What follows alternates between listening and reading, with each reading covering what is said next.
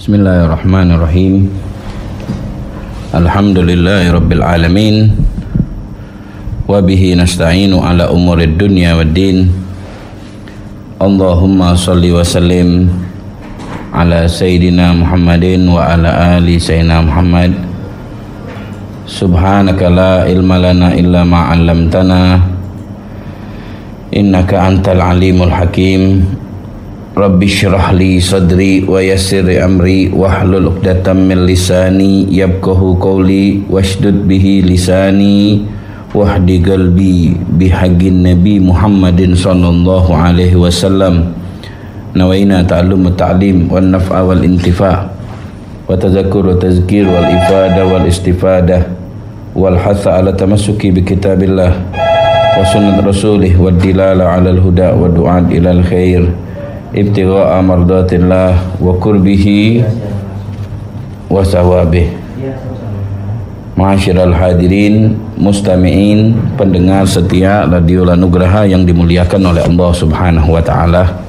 Alhamdulillah pada hari ini kita dalam keadaan sehat walafiat.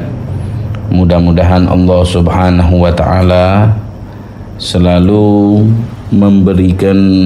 membukakan pintu segala kebaikan untuk kita.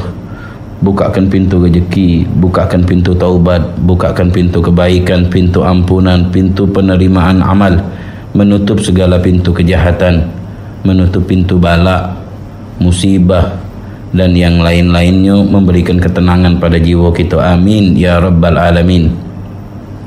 Seperti biasa kita akan menjawab beberapa pertanyaan. Yang pertama, Assalamualaikum warahmatullahi ta'ala wabarakatuh. Waalaikumsalam warahmatullahi ta'ala wabarakatuh. Ustaz, kami nak bertanya Ustaz, wong ini ketua majlis, mampu, suka memberi makanan malam, suka zikir bersama, tapi malam minggunya dangdutan Ustaz. Malam minggunya dangdutan. Terus ke majlis taklimnya, terus ke bagi makanan zikirnya, malam minggunya kurangi. Malam minggunya juga gawat untuk majlis. Kita banyak ingat kepada Allah. Takutnya kita matinya malam minggu. Kita mandinya malam minggu. Jadi kurangi yang namanya yang macam itu, dah kata manfaatnya. Apalagi kita lah tua, kita ni siap-siap untuk mati setiap saat. Kita berharap mati dalam keadaan baik. Mudah-mudahan diampunkan dosa kita oleh Allah.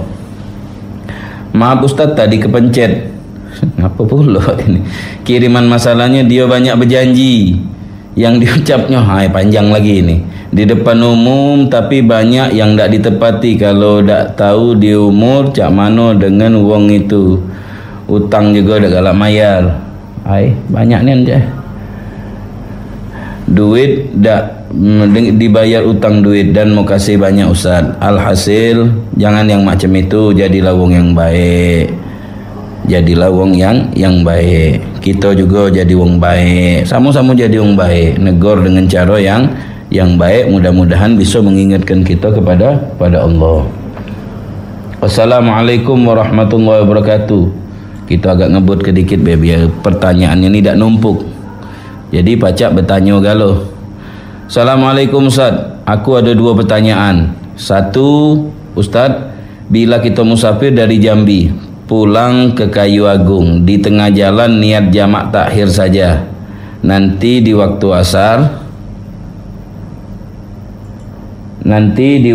asar sampai di Palembang melaksanakan jamak takhir. Di waktu asar setelah itu berangkat ke Kayu Agung melewati Indralayo, Kota OI. Sesampainya di Kayu Agung, waktu asar tadi belum habis. Sah tak jamak takhir yang dilaksanakan di Palembang Ustaz? Nah, ini pertanyaan. Kita musafir dari Jambi, berarti wong Jambi ini. Berarti wong Jambi nak ke Kayu Agung. Di tengah jalan nak jamak takhir. Masuk adzan zuhur.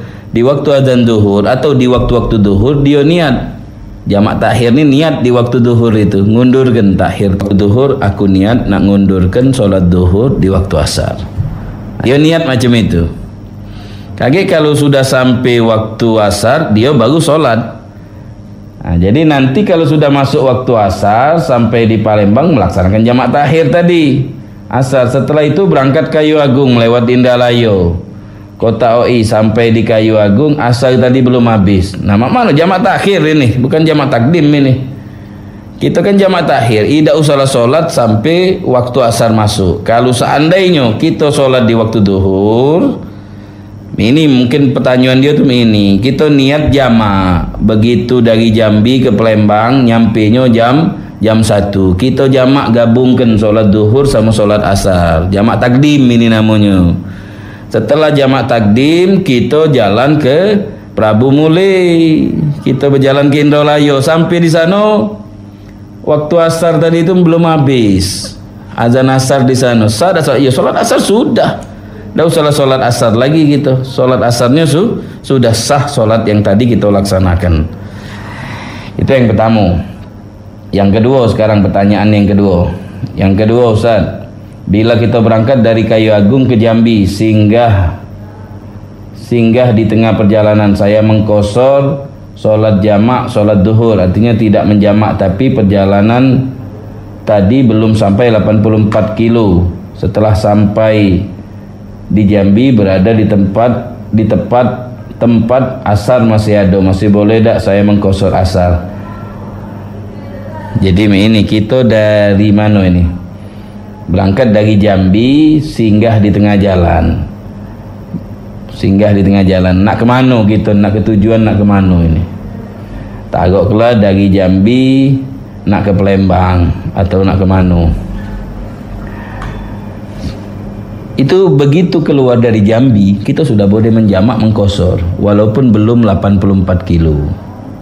Kenapa? Karena tujuan akhir kita jaraknya 84 kilo. Bukan artinya kita dari Palembang nak ke Jambi, begitu sampai ke Langkan belum boleh qashar. Kenapa? Belum 84. Oh, bukan itu, salah itu.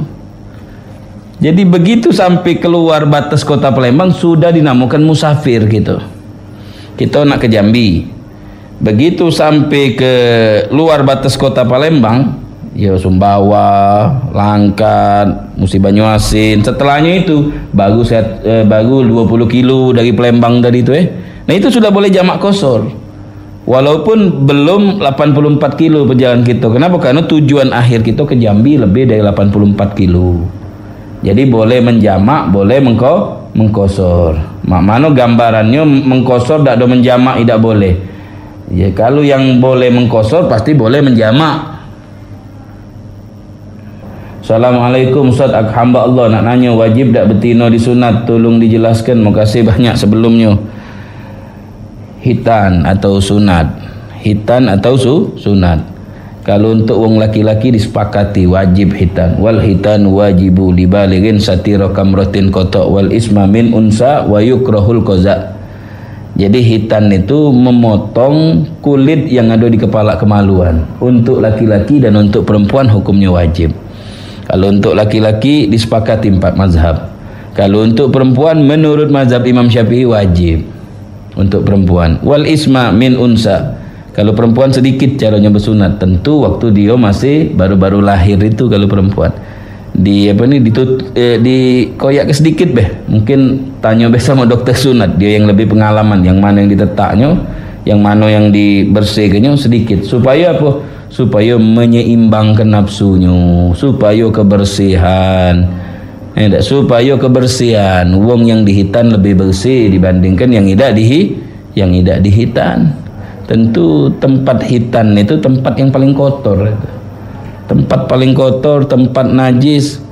Kalau kita bersihkan mungkin tidak bersih, tapi diaturkan di dalam agama supaya kita ini benar-benar bersih. Maka disyariatkanlah hitan. Jadi hitan lanang betina hukumnya wajib menurut mazhab Imam Syafi'i. Wong betina juga dihitan. Wal hitanu wajibu. Kapan wajib itu? Libalighin, kalau sudah balik. Jadi begitu baru lahir sunnah hitan. Kalau dia kuat, dia sanggup, boleh dihitan. Budak lanang sanggup, dia baru lahir, pacak dia dihitan, boleh dia dihitan. Kalau dia tidak sanggup, jangan dihitan dulu sampai dia dekat balik. Kalau dia dekat balik, boleh dia, maka wajib dia dihitan. Jadi menurut mazhab Imam Syafi'i, lizakar untuk laki-laki dan perempuan wajib dihitan. Memang ada mazhab-mazhab yang lain seperti mazhab Imam Ahmad bin Hambal yang tidak mewajibkan hitan. Kalau mazhab Imam Syafi'i mewajibkan yang namanya hitan. Laki-laki wajib hitan, perempuan wajib hitan. Di dalam Al-Quran Allah berfirman, wa izibtala Ibrahima rabbuhu bikalimatin fa'atammahun qala inni ja'iluka linnasi imamah. Tak kala Allah menguji Nabi Ibrahim, kemudian Nabi Ibrahim menjalankan ujiannya dengan sebaik-baik mungkin, dengan nilai sukses, dengan nilai istimewa, bagus. Kemudian Allah mengangkat Nabi Ibrahim sebagai seorang imam, pemimpin kaum muslimin. Ujian apa yang diujikan oleh Allah kepada Nabi Ibrahim? Kata ulama, ujiannya adalah manasik haji. Ada lagi yang mengatakan ujiannya adalah korban, mengorbankan anaknya. Ada lagi yang mengatakan ujian yang diberikan oleh Allah kepada Nabi Ibrahim adalah al-hitan, menghitan. Sehingga Ibrahim pertama kali wong yang menghitan, yang dulunya sebelumnya juga sudah ada hitan tapi untuk nabi-nabi. Jadi Nabi Ibrahim begitu turun perintah hitan, dia langsung mengamalkan hitan. Diriwayatkan Nabi Ibrahim berhitan di umur 80 tahun. Wa kana qad ihtatana biqadum. Beliau itu dihitan dengan kapak, pisau besar itu. Mungkin kita, ya Allah, Nabi Ibrahim ada dihitan dengan kapak. Kenapa? Karena waktu perintah itu Nabi Ibrahim ini termasuk wong yang bergegas menjalankan perintah Allah. Waktu dapat perintah itu yang ada di depan dia itu cuma kampak, maka dia pakai kapak. Takut mengundurkan perintah Allah. Ada lagi yang mengatakan kodum itu bukan kapak, nama kota. Kotanya namanya Kodum. Ada kota di daerah situ namanya Kodum di Syria sana. Ada nama kotanya Kodum. Dia hitan di kota namanya Kodum, bukan Kodum diartikan yang artinya kapak. Itu menurut para ulama. Jadi kesimpulannya, hitan untuk lanang betino menurut mazhab Imam Syafi'i hukumnya wajib, yang harus dijalankan oleh seorang wali menghitan anaknya. Assalamualaikum warahmatullahi ta'ala wabarakatuh. Waalaikumsalam warahmatullahi ta'ala wabarakatuh. Ustaz, bagaimana orang tua yang tidak pernah sholat, tidak pernah satu kali pun ajari anaknya sholat? Apakah di akhirat nanti anak akan nuntut di hadapan Allah karena orang tua itu sudah tua? Tolong jelaskan Ustaz. Wong tua tidak sholat. Mana ini wong tua ini? Ingatlah kita ini punya anak, kita ini lah pagaklah lah mampu tanah uji kita, lah bau tanah badan kita. Pagak mati. Apa yang nak kita gawa? Dunia ini sementara. Dunia ini sementara. Habis ini kita mati, dibeli tanah kita, digepit oleh kuburan kita. Wong baik bela kita takut, apalagi wong yang tidak baik. Jangan kita ngeremehkan, habis ini kita bakal mati, habis riwayat kita. Banyak kemarin wong dulu kuat, hebat, sekarang mati, ngedem habis riwayatnya. Tutup wong buku dia, habis sudah katik lagi. Tak kuat lagi kalau sudah mati, tak bergerak. Ini jangan-jangan matinya bergerak pula, ngantu pula, takut tu. Makanya ingat-ingat, kalau kita tidak sholat, pengen maksiat, ingat kita habis ini bakal mati. Di depan kita ada dua pintu, surga pun neraka. Nak ke surga silakan ini, nak ke neraka silakan ini. Terus tidak pernah ngajari anaknya sholat. Mana nak ngajari dia baik, tidak melakukannya. Asetnya dihancur, kesian sama anaknya. Kesian sama anaknya, didiklah anak kita. Kata ulamanya jangan direbuti oleh ustaz ngajari ngaji itu. Itu aset kita itu. Kita ngaji anak. Tak pacak kita ngajari anak hukum fikih, payu.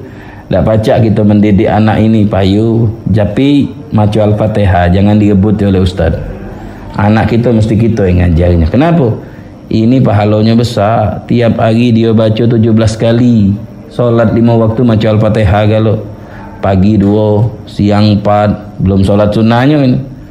Sore 4, malam 3, tambah 4 lagi 7. Jadi 17 kali kita sehari macam Al-Fatihah.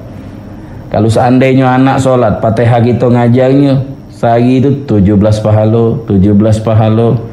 1 dibanding 10 pula. Tambah ke 17 kali 10, 170. Jadi bukan main cepet kaya gitu, cepet banyak. Jangan direbuti oleh ustaz ngajari. Jangan direbuti oleh ustaz. Kage ustaz guru ngaji ngerebutinya pahala ini, dimbeknya sehingga anak yang sholat tadi siapa? Guru ngajinya bolehnya. Tiap hari maca Al-Fatihah 10 kali, mau 17 kali. Jadi anak ini aset kita. Dia yang bakal menjadi kesenangan kita. Kalau kita ajari, dia akan memberikan pahala untuk kita. Jangan sampai anak ini nuntut sama kita di hadapan Allah. Diriwayatkan dalam hadis ada seorang bapak masuk surga. Tahu-tahu anaknya digiging ke neraka. Akhirnya anak tadi ngomong, "Tolong ya Allah," katanya, "aku ini masuk neraka tak ngerti ilmu lantaran bapak aku tak ngajar." Panggil bapaknya. Akhirnya dipanggil bapaknya, tak jadi masuk surga. Ujung-ujung bapaknya masuk neraka juga ngewangi anaknya. Jadi jangan ambil anaknya. Innama amwalukum wa auladukum fitnah. Anak kamu itu ujian. Harta kamu juga ujian. Kalau dia baik, maka menguntungkan kamu. Kalau dia tidak baik, maka dia tidak menguntungkan kamu.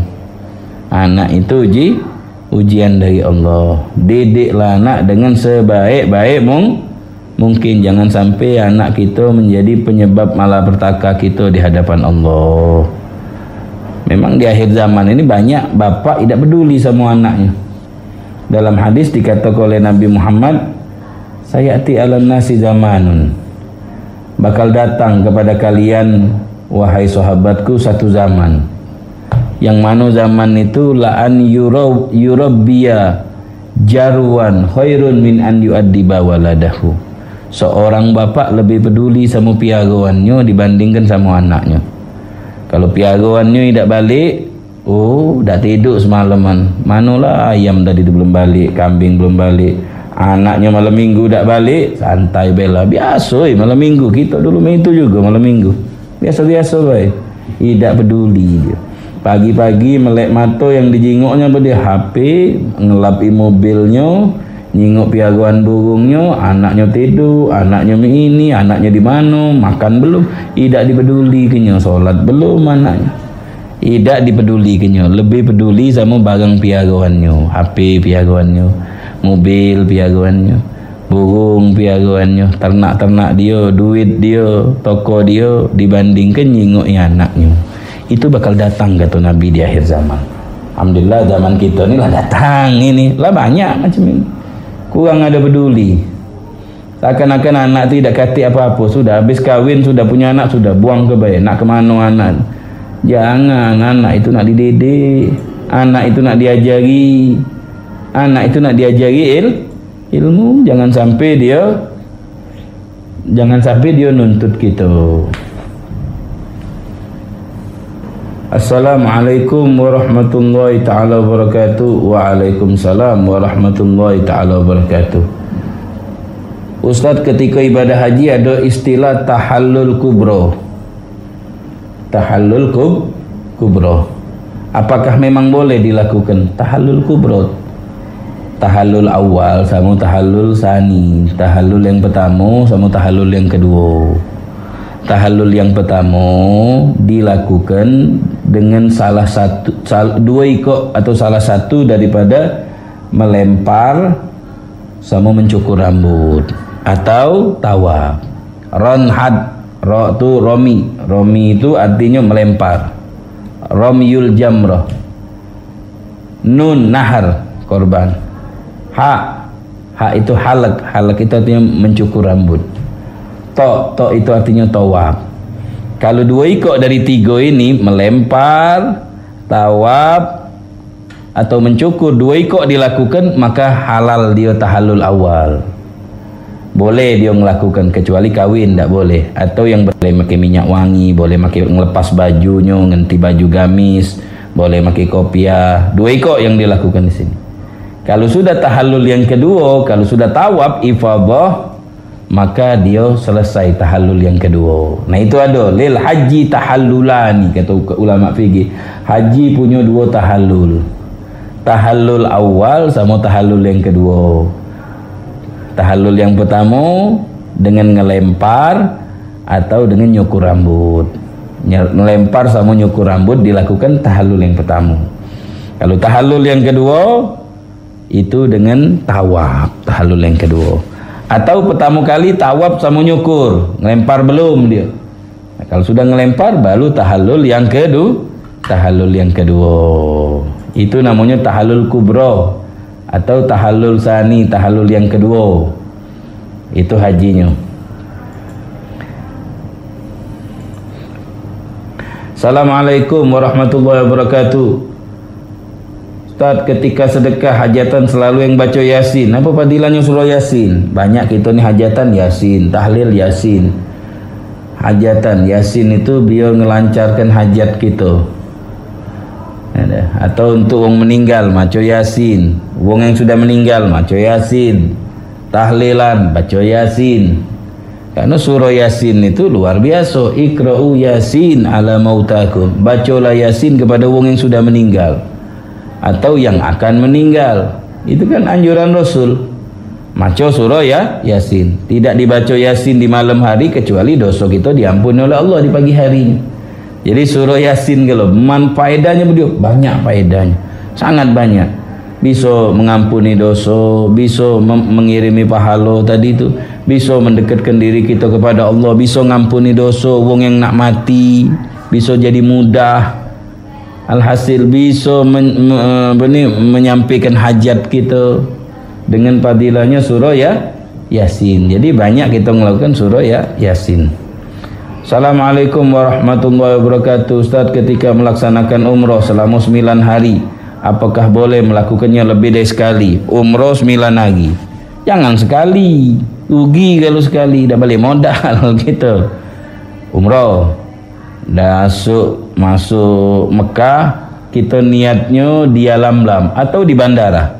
Bandara King Abdul Aziz itulah kita niatnya. Jadi di mana mikotnya Ustaz? Mikotnya wong baru datang tu di bandara. Bandara King Abdul Aziz. Kamar mandi, ganti baju, siap. Bismillahirrahmanirrahim. Nawaitul umrah wa ahramtu biha lillahi ta'ala labbaik Allahumma bi umrah. Niat. Langsung kita digawak mobil langsung ke Mekah. Mekah langsung ke Masjidil Haram. Masjidil Haram tidak mampir lagi ke hotel. Langsunglah tas tinggal di mobil atau tas masuk ke hotel dulu, mampir ke hotel, tinggalkan tas, langsung lagi pergi ke Masjidil Haram. Langsung tawaf. Bismillahirrahmanirrahim. Tawaf 7 kali. Habis tawaf sa'i. Habis sa'i nyukur rambut. Kelar umrah kami. Umrah apa ini Ustaz? Umrah untuk pamitan masuk, izin masuk sama umrah wajib gitu.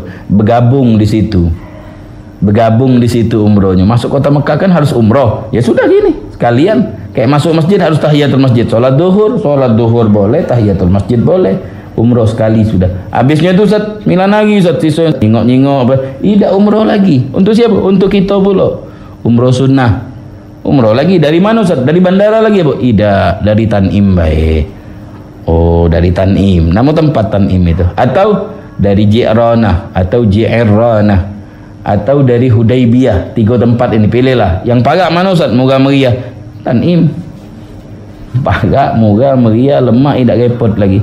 Ke Tanim dulu, Agolul Hil, Adenal Hil, batas tanah halal yang paling dekat. Tanim 5 menit 10 menit nyampe ke situ. Karena tidak macet. Kecuali kalau macet, buka baju di kamar mandi, ganti, tidak pakai minyak wangi, melitkan, atau dari hotel sudah terserah yang mana yang gampang. Sudah rapi, niat nawaitul umrah wa ahramtu biha lillahi ta'ala labbaik Allahumma bi umrah. Langsung lagi ke masjid, tawaf, sa'i, sudah. Umrah kedua sudah. Umrah ketiga, umrah lagi apa? Umrah lagi. Daripada kata gawe, pahalanya besar, dapat ampunan Allah. Mana kalau umrah ketiga? Ya umrah ketiga. Aku sudah, sunnah sudah, wajib sudah. Ku hadiahkan sama wong tua aku yang sudah meninggal. Boleh tak Ustaz? Boleh, hadiahkan wong tua aku yang sudah meninggal. Aku niat nawaitul umrah liwalidi Fulan bin wa ahramtu bihi lillahi ta'ala. Labbaik Allahumma bi umrah. Aku niat umrah untuk bapak aku. Umrah lagi ke masjid, tawaf, sa'i, nyukur rambut. Besok untuk emak aku boleh dah Ustaz? Dah meninggal juga emaknya. Nah boleh langsung lagi tu. Atau pagi sekali, sore sekali. Paling 10 menit umrah. atau lama sedikit sejam lah tagok lah. Agak rami waktunya, atau lebih dari sejam. Jadi jangan sekali, jangan dua kali, berkali-kali. Kalau pacak setiap saat, kenapa? Karena ibadah ini jarang kita melakukan. Kita balik ke Indonesia, dah pacak lagi, nah tawaf Ustaz, di mana tawafnya? Di BKB. Oh dah boleh tawaf di situ, bukan tawaf umroh itu. Muter-muter nyari angin, di situ makan angin sekalian. Jadi karena kita ni wong jauh dan nak kesini juga susah, nak ngurus paspor juga susah. Nak ngeluang ke waktu juga susah, duitnya juga agak mahal. Itu pun belum tentu berangkat. Kalau ditipu mau mana? Makanya banyak-banyaklah umroh. Jangan sekali habis umroh, umroh lagi, habis umroh, umroh lagi. Umroh untuk siapa, Be? Untuk kita. Sekali yang wajib, kedua yang sunnah kita, ketiga kita hadiahkan sama kakek-kakek, nenek, ibu, bapak, anak kita yang sudah meninggal. Untuk mereka disampaikan oleh Allah untuk mengirimkan pahala umroh. Assalamualaikum warahmatullahi wabarakatuh. Ustaz, anak-anak bertanya apa padilahnya ratib al-atas dan jawab. Terima kasih atas jawabannya. Jadi ratib al-atas padilahnya, kalau kita rutin ni membaca ratib al-atas atau ratibul haddad, itu bisa mendatangkan mati husnul khotimah. Di antaranya juga ratib itu penjagaan diri kita. Para ulama ngarang itu untuk membentengi keluarga, anak cucung dan para pencinta-pencintanya daripada musibah, daripada gangguan, daripada fitnah-fitnah akhir zaman. Menjaga akidah kita jangan sampai diselewengkan wong, menjaga kita dari gangguan orang jahat, gangguan jin, gangguan musibah, diberikan kekuatan dalam kehidupan di dunia ini. Itu manfaatnya luar biasa. Assalamualaikum warahmatullahi wabarakatuh. Ustaz. Waalaikumsalam warahmatullahi ta'ala wabarakatuh. Cak mana cara ngadepi wong iri dengki sama kita? Ada tak doanya Ustaz? Ngadepi wong iri dengki sama kita, doanya macam kul a'udzu birabbil falaq. Macam doa kul a'udzu birabbil falaq. Kul a'udzu birabbil falaq min syarri ma khalaq wa min syarri ghasikin idza waqab wa min syarri nafasati fil 'uqad wa min syarri hasidin idza hasad. Atau kalau doa yang lain Rabbi najini minal qaumi dhalimin. Atau baca doa-doa yang lain, atau baca ratibul haddad atau ratibul atas. Jadi doanya macam itu. Wong yang iri dengki sama kita insyaallah tidak jadi iri sama dengki sama kita. Cara ngadepinya dengan cara yang baik. Jangan kita buruk sangka sama wong, jangan kita ini kedengkian dia sama kita, kebencian begitu, jangan kita balas. Tetap kita kepengen dia dapat hidayat dari Allah. Wong jahat manalah kita tidak balas. Nabi itu dijahati wong tapi tidak malas jahat. Silakan wong berbuat jahat tapi nak jahat tidak. Nabi dicaci, tapi pernahkah kita mendengar Nabi mencaci? Tidak pernah. Nabi tidak pernah mencaci wong, tidak pernah menghina wong. Apakah Nabi tidak pernah dikatai? Dikatai wong, tapi tidak dicacinya wong lain. Didoakannya dapat hidayat. Assalamualaikum warahmatullahi wabarakatuh. Waalaikumsalam warahmatullahi ta'ala wabarakatuh. Ustaz, apa benar orang yang berbuat mengakibatkan orang lain jadi buruk sangka pada dia, orang tersebut ikut menanggung dosanya? Nah, ini bicanya dengar kemarin tuh ini. Rasulullah SAW mengatakan, ittaku mawadi'at tuham. Hati-hati jangan sampai menyebabkan wong su'udon.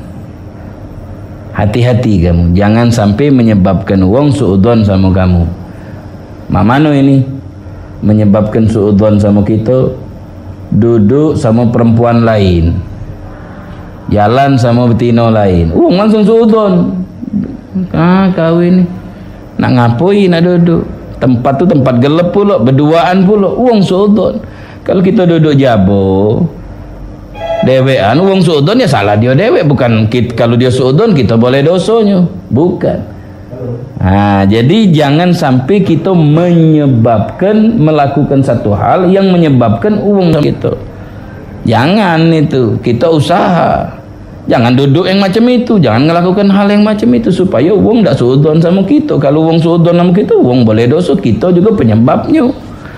Nah, jadi jangan di saat kita berbuat baik, wong tak dekat suudon sama kita. Kalau seandainya wong bersuudon sama kita, ya seterah. Assalamualaikum warahmatullahi taala wabarakatuh.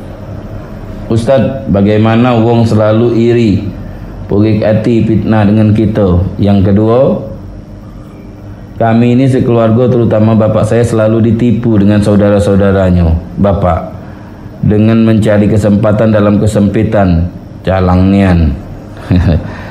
Jadi selalu iri. Wong yang selalu iri, diamkan baik. Wong yang nak iri, nak pugik, nak segik sama kita, diamkan. Kita tidak guna, tidak usah. Dia nak mencaci kita, nak mano sama kita, diam ke baik. Ada. Berarti kita ada nikmat sehingga wong tadi itu iri sama kita. Jadi jangan kita balas irinya wong tadi sama kita. Diam ke baik. Dia nak ngatoi kita, mak mano, nak menghina, selagi kita tidak melakukan, jangan kita ambek geti, diamkan baik. Mak mano yang kedua ini, terutama bapak, selalu ditipu wong. Jangan galak ditipu wong. Jangan galak ditipu wong. Makanya kalau masalah duit itu hati-hati. Jangan gampang percaya sama wong. Selidiki dulu yang jelas supaya kita tidak ditipu dan hati-hati alhasil. Assalamualaikum warahmatullahi taala wabarakatuh. Ustaz, boleh tak fidyah, boleh tak diganti dengan duit? Sama waktu yang Abdul berdoa kapan? Sama waktu yang Abdul doanya kapan? Jadi fidyah tidak boleh diganti dengan duit menurut mazhab Imam Syafi'i, kecuali kalau tempat kita wong kayo galuh, dak kacak kita nak metu ke makanan dak terima wong, maka boleh kita ganti dengan duit supaya wong galak nerima duit tadi itu. Bukan mazhab Imam Syafi'i, mazhabnya Abu Hanifah. Waktu paling abdul kapan? Waktu di saat-saat diterima doa kita. Di mana saat itu? Habis asar, habis sholat subuh, sebelum sholat subuh, di malam hari. Itu doa diterima oleh Allah di waktu dalam hajat atau di tempat-tempat mulia di Mekah, di Madinah. Jadi saat-saat waktu paling abdul doa itu tengah malam, jam 4 sebelum adzan subuh. Nah di situ kita berdoa, insya Allah doa kita diterima oleh Allah subhanahu wa ta'ala. Assalamualaikum warahmatullahi wabarakatuh. Waalaikumsalam warahmatullahi wabarakatuh. Ustaz nak nanya, amalan buat berdagang apa dia Ustaz? Kalau kita lagi sepi, katik pembeli, banyak baca solawat, apa ada amalan khusus buat berdagang Ustaz? Terima kasih Ustaz. Bacaan apa supaya dagangannya itu lagis? Minta sama Allah, kalau dilagis oleh Allah, alhamdulillah. Ada doanya ini, doanya Rabbi inni lima anzalta ilayya min khairi fakir. Itu diantara faedahnya bisa memberikan rizki. Rabbi inni lima anzalta ilayya min khairi fakir. Itu doa untuk melancarkan rizki. Terus diantaranya untuk melapangkan rizki, duduk habis sholat subuh, itu lapang rezeki kita. Duduk habis sholat subuh tu, duduk di sejadah tu baca zikir atau hadir majlis taklim habis sholat subuh. Itu paling cepat untuk melancarkan rezeki kita. Cobalah kalau tak percaya. Jangan 3 hari 4 hari, nah masih sepi juga Ustaz pasangan. Jadi duduklah di situ. Itu yang paling melancarkan rezeki. Assalamualaikum Pak Ustaz, anak-anak bertanya, sebutkan ciri orang yang sudah ikhlas berbuat dalam kebaikan apapun itu. Baik, apapun itu baik. Pak, mau kasih. Wassalamualaikum. Wong yang ikhlas itu sama antara dipuji dan dicaci. Wong yang ikhlas sama, beramal, bangun masjid, caci wong, ini masjid buruk, ini pelitnya, ini sama dia. Atau ini masjid, wow, bolehlah dak katik sekampung ni macam dia. Sama itu. Antara dicaci sama yastawi fihi bainaz zam wal madah. Itu ciri-cirinya wong yang ikhlas. Terus ciri-cirinya wong yang ikhlas selalu berharap kepada pujian Allah, tidak berharap sama pujian manusia. Manusia ini biasa pujian, Allah yang dicarinya. Kalau dia berharap sama pujian manusia, itu tandonya baik, tandonya tidak ikhlas. Ikhlas kita ni ikhlas kecil-kecilan. Tidak ikhlas yang kelas kakap, yang kelas besar-besar tu tidak. Kelas kecil be. Amal untuk mencari keridhaan Allah. Nah sudah itu be. Untuk apa? Untuk Allah wa Rasulullah. Tujuan kita itu be. Kalau tujuan kita macam itu ikhlas, tapi ikhlas kecil. Kadang-kadang kita tidak ikhlas, tapi di tengah jalan kita kita lawan itu. Aku ikhlas mencari keridhaan Allah. Ikhlas itu, tapi ikhlas yang kelas kecil-kecilan kita ini macam itu, banyakkan gitu. Assalamualaikum warahmatullahi taala wabarakatuh. Ustaz, aku nak nanya cak mana hukum jual beli emas secara kredit. Makasih atas jawabannya. Harga jual sama harga kita beli emas. Berapa emas ini? Emas ini harganya cincin taruhlah. Harganya 1 juta. Aku bayar kredit. Berapa kredit? 1 juta juga. Nah ya sudah, kredit. Tak boleh kau kalau beli kredit 1,5 juta, kalau cicil 1 juta. Nah itu tidak boleh, dua harga itu namun. Dua harga tidak boleh. Satu harga be. Atau dua harga tadi. Dia beli misalnya 1,5 juta. Aku beli dengan harga 1,5 juta. Aku bayar cicil. Aku bayar. Bukan artinya karena kau cicil 1 juta tadi itu jadi naik 500.000. Bukan itu tidak boleh. Tidak boleh dua harga. Boleh jual beli emas dengan cara cicil tapi satu harga. Assalamualaikum warahmatullahi wabarakatuh. Ustaz, apa kabar Ustaz? Alhamdulillah. Waalaikumsalam warahmatullahi wabarakatuh. Alhamdulillah baik, sehat walafiat. Mau tanya kami ni Ustaz, mau jual rumah waris, tolong penjelasannya. Oh, ini nak tanya masalah jual rumah waris. Ya kalau ahli warisnya tadi, hitung dulu siapa ahli warisnya. Pertama tu hitung siapa ahli waris. Misalnya ada sikok rumah ini punya bapaknya lah meninggal. Kita nak jual, yo ada yang saro sebabnya. Siapa ahli waris rumah ini? Punya siapa rumah ini? Punya bapak. Anak bapak tu berapa? Bapak masih ada, meninggal. Ibu, bininya bapak ini tadi, ibu juga meninggal. Yang ada anak lanang 2, anak betina 2. Nah itulah kami ni Ustaz. Jual rumahnya. Dijual laku 800 juta. Laku takutlah 1 miliar lakunya. 1 miliar. 1 M lakunya. Udah dijual 1 M. Mana ahli warisnya? Siapa ahli warisnya? Anak lanang 2, anak betina 2. Anak lanang 2 kali lipat. 2 kali 2 berapa? 4. Anak betina 1 kali lipat 2. Berarti bagi 6. Duit 1 M tu bagi 6. Njuk ke lanang 2, njuk ke betina sikok. Taruhlah kita laku 600. Saya dak bagi 6 100. Yang lanang njuk 200 lanang, 200 lanang, 100 sewang betina. Kalau ada masalah bagi 6. Kalau ahli warisnya yang macam itu yang adanya tadi. Kalau panjang Ustaz, nah cari dulu siapa ahli warisnya. Adik-beradik itu cari berapa ikut wong, baru dibagikan. Kalau dah kata anak lanang, anak betina galau, sisanya 1/3 cari siapa yang ada. Ibunya ada apa tidak, kerabatnya ada apa tidak. Begitu seterusnya. Ini masalah warisan. Ustaz, assalamualaikum. Doa pola untuk penyakit tak sembuh-sembuh. Lah sudah berobat sampai tak pacak solat. InsyaAllah mudah-mudahan disembuhkan oleh Allah. Ingat, penyakit itu melebur dosa kita, ngangkat derajat kita. Mungkin ada dosa yang tidak pacak diampuni kecuali dengan penyakit. Atau mungkin kamu dicintai oleh Allah. Kamu cintai oleh Allah, bakal diangkat ke derajat yang sangat tinggi. Jadi jangan sedih dengan penyakit, juga kita berusaha berdoa dengan ngilangkan penyakit tersebut. Bukan nantinya diem baik. Tidak, tetap kita berusaha untuk menghilangkan penyakit tersebut. Mudah-mudahan sehat, mudah-mudahan penyakitnya cepat hilang. Juga di antara cara ngobati penyakit kata Rasulullah dengan sedekah. Dawu mardakum bis sedekah. Obatilah kerabat kamu yang sakit dengan sedekah. Tak sago-sago sedekah. Naik becak dari sini ke rumah dokter, rumah sakit. Berapa? 10.000. Njuk 15.000.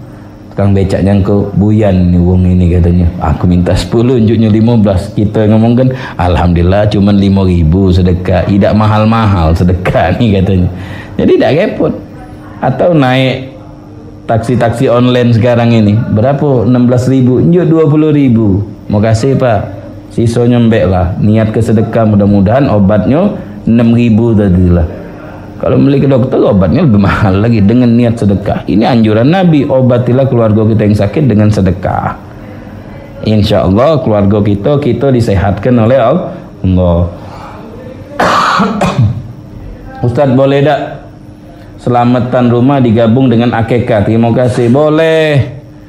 Selamatan rumah, nyunatkan anak, akikah adeknya, nyukurkan dia, ulang tahun bapaknya, 40 yainya. Alangkah banyaknya, pelit nih anak cuma rumah ini. Ya sekali gawe, jadi tak ada kata gawe lagi. Kambing potong kan siko. Boleh yang macam itu. Akikah, kambing niatnya akikah, makanannya niatkan sedekah untuk berbagi. Boleh yang macam itu. Jadi boleh digabungkan selamatan rumah dengan akikah. Motong kambing, tapi jangan motong ayam pula. Udah digabungkan ayam pula dipotong, kambing dipotong.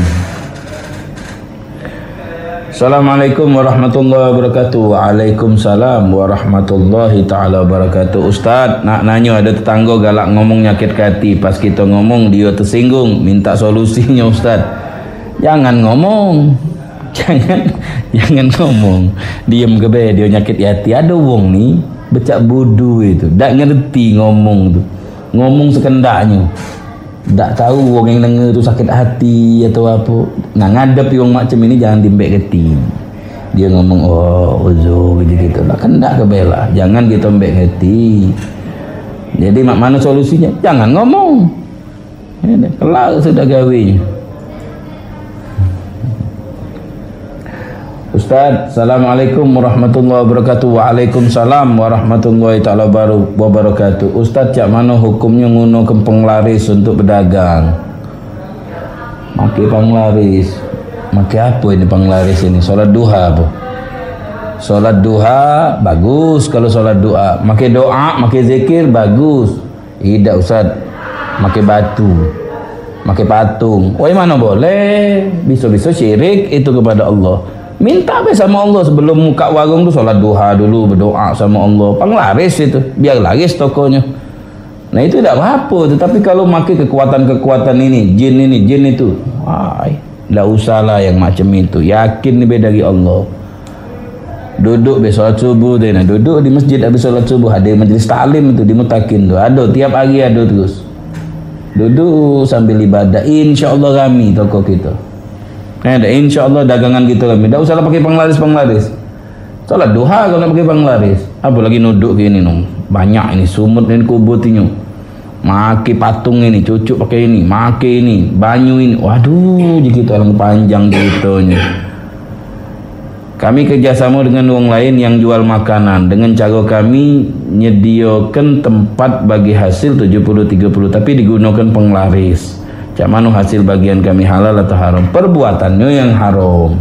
Perbuatannya tidak boleh. Kalau pakai itu pakai solat duha, pakai zikir-zikir, pakai doa. Tapi kalau nudukkan jimatnya ini, meyakini jimat inilah yang ngenjuk kita rezeki.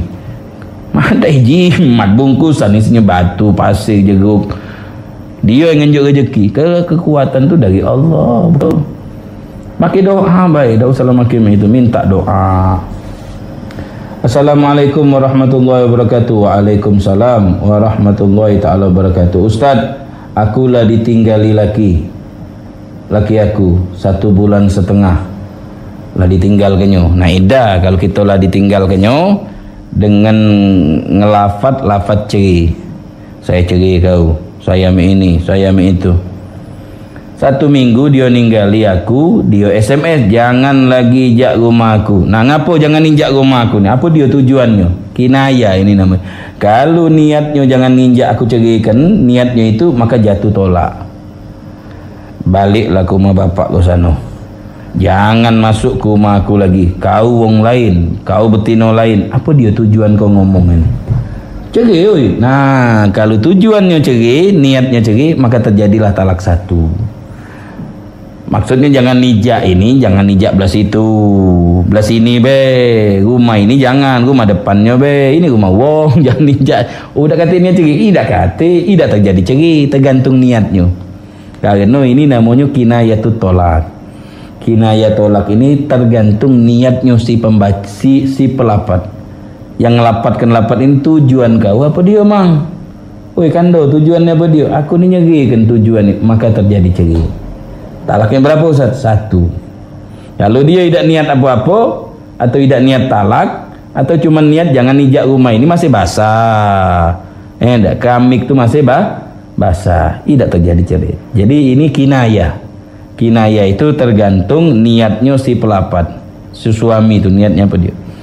Itu jatuh talak belum Ustaz? Nah, jadi tergantung niatnya. Kalau niatnya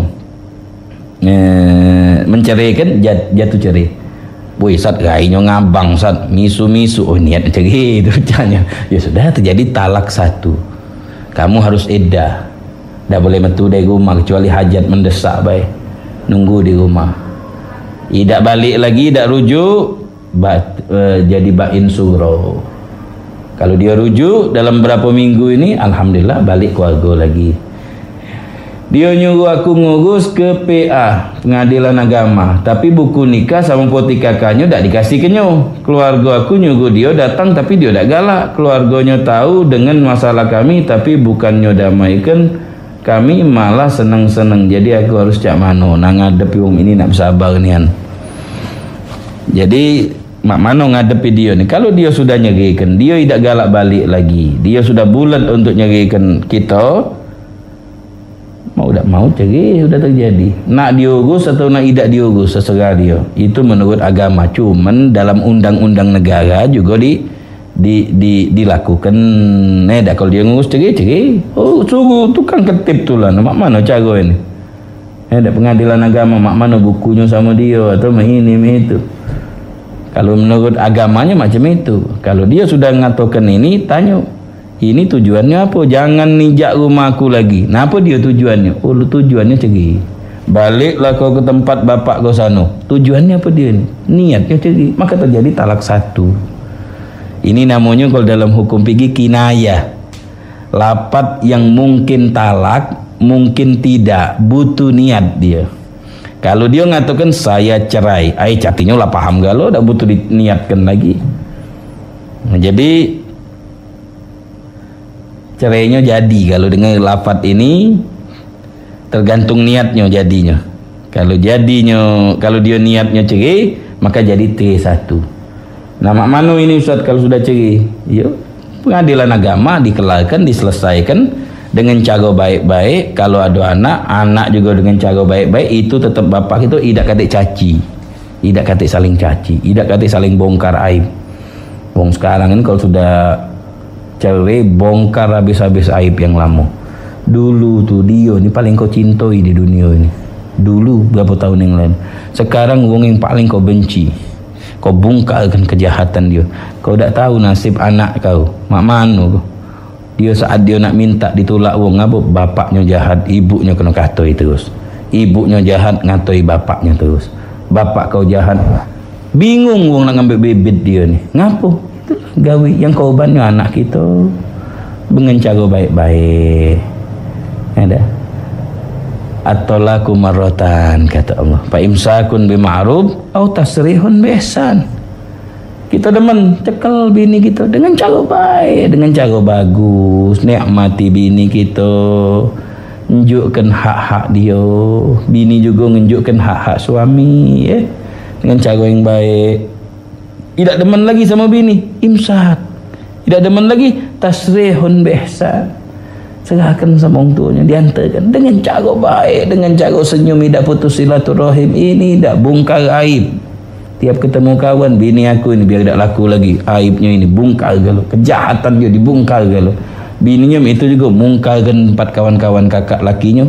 Ini apa dia baca apa ini, macam-macam, sehingga dua-duanya saling bongkar. Yang ruginya anaknya waktu kahwin, mak bapaknya ini tahu aib mak bapaknya. Buah itu tidak jauh dari batangnya. Ini akhirnya yang kena ruginya anaknya dewe. Sianilah anak kamu dewe. Biarpun mak mano ini bapaknya anak-anak kita, biarpun mak mano dia ni maknya anak-anak kita, muliakanlah perempuan tadi itu dengan cara baik-baik. Kalau itu mesti terjadi, hadapi dengan cara baik-baik. Kalau nak diurus, urus dengan cara agama, pengadilan agama urus. Mak mana bukunya, mak mana solusinya kita tidak tahu. Kalau ngurus di pengadilan agama jangan tanya kita tidak tahu. Ya mungkin tanya sama di pengadilan agama sana, mak mana kalau bukunya fotokopi kakaknya tidak dinjuk. Mungkin dipinta kakek dia yang nguruskannya. Assalamualaikum warahmatullahi taala wabarakatuh. Waalaikumsalam warahmatullahi ta'ala wabarakatuh. Ustaz, dari hamba Allah Ustaz di Kenten nak bertanya, cak mana cara ngadepi wong iri dengki sama kita? Ada tak doanya Ustaz? Nak ku catat, mau kasih banyak atas jawabannya. Wong yang iri hati dengki sama kita, supaya doanya maco kul bil falak itu. Doanya ada. Doa supaya selamat dari wong yang dengki iri hati sama kita. Ngadepi wong ini jangan dimbek geti, diamkan baik. Wong nak iri sama kita, syukur kita sama Allah, berarti ada nikmat tadi sampai dia iri sama kita. Nah, jadi itu yang kita syukur nih, berarti kita boleh nih nikmat, jangan dimbek geti sama wong itu, sudah cuek ke baik. Assalamualaikum warahmatullahi taala wabarakatuh. Waalaikumsalam warahmatullahi ta'ala wabarakatuh. Ustaz, nak nanya Ustaz, cak mano kalau sudah wuduk boleh tak dilap pakai handuk? Cak mano siapa tidak Ustaz wuduknya? Jadi wuduk, habis wuduk lap pakai handuk, hukumnya sah wuduk kita, cuman makruh. Makruhnya ngapa? Ngilangi bekas ibadah. Sebagusnya jangan dilap bekas ibadah tadi, wuduk tadi, karena cahaya kita. Kecuali kalau sangat dingin, musim dingin ya. Misalnya kita berada di daerah yang ada musim dingin yang sangat, maka hilang makruhnya karena kita lap. Kenapa? Karena mendinginkan tubuh kita, menyebabkan kita kedinginan. Kalau tidak katik dingin, becak di Indonesia ini katik kedinginan, jangan dilap sebagusnya. Kenapa? Kalau dilap wuduknya sah, cuman perbuatannya makruh, menghilangi bekas ibadah. Biar bekas ibadah itu tampak, jangan kita hilangi. Assalamualaikum warahmatullahi ta'ala wabarakatuh. Ustaz, nak nanya, ada tetangga galak ngomong nyakit hati, pas kita ngomong dia tersinggung, minta solusinya Ustaz. Nah ini tadi sudah ini solusinya, jangan dimbek geti wong yang macam itu. Jangan kita banyak ngomong sama dia, kaget dia tersinggung, dia ngomong nyakit hati atau mana, sudah diam ke baik. Jangan kita mbek geti, jangan kita banyak ngomong sama dia, takut kita ngomong saling sandar sindi. Diam ke baik. Tetap kita harus berbuat baik. Apul tanggo muslim, hakul jiron wa hakul Islam, hak tetangga dan hak Islam. Kalau dia wong keluar kerabat kita, hakul gorobah, hak kerabat tadi harus kita sampaikan kepada mereka. Jadi ma'asyiral hadirin, mungkin inilah yang bisa kita pelajari pada hari ini. Mudah-mudahan ilmu-ilmu yang kita sampaikan bisa kita amalkan, bisa kita praktekkan dalam kehidupan kita. Mudah-mudahan Allah yaghfir dzunubana wa yastur uyubana farid makrubana iftah alina putal arifin faqihna fid din wa yahdina ila sawa'is sabil wa anna yaduknal futu wal munuh rusuh salahil qalb wal jasad wal ruh wa anna Allah barik lana fi awqatina wa sa'atina wa lahadatina wa anfasina wa anna Allah yandurna bi aini inayati wa ikdi hajatina wa hawaijana yahfadna wa yahfad auladana wa azwajana dzurriyyatana min syarril syaitan syarril syayatin syarril jan syarril wasawis wa min syarri hasidin iza hasad wa min syarri hasidin iza hasad wa min syarri nafasati fil uqad wa min syarri hasidin iza hasad wa sallallahu alaihi wasallam.